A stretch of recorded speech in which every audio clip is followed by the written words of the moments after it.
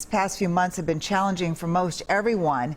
In downtown Minneapolis last night, we went from rumor to rage in just a matter of minutes. There were emotions fueled by distrust, anger, sadness, and pain. So what can we do with these feelings? Good question. Heather Brown spoke with a psychologist about how to manage them and use them constructively. Right now, there are a lot of things to be angry and frustrated and sad about. Yeah, there are.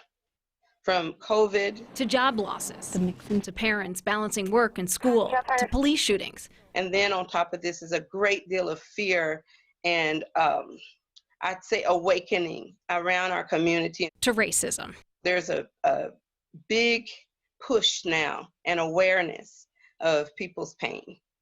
The volume has been turned up. Dr. Bravada Garrett-Akinsanya is a clinical psychologist. What can we do with these feelings? Well, I'd say, Heather, the first thing that people should do is acknowledge them and label them.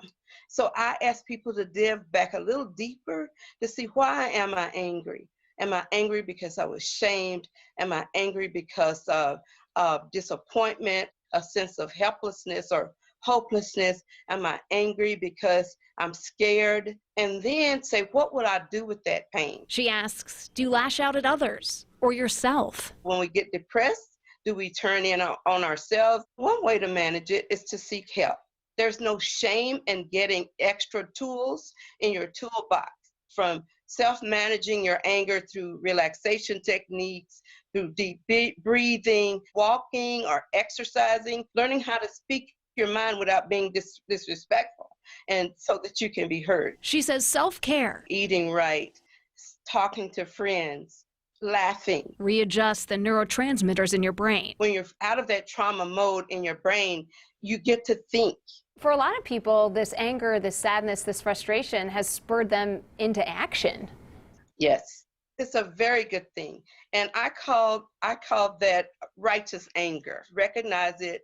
Look at what can I do with it that's constructive, and how can that promote my well-being and that of my community. Heather Brown. Those are ways to do that. WCCO 4 News. Dr. Garrett-Akinsanya says one of the most important things we can do is limit what we watch, especially videos showing police shootings. She says they are traumatic, and even more so for Black people who view them in the context that it could happen to them or someone they love. Our expert gave us several links to mental health resources, and we have put those on WCCO.com.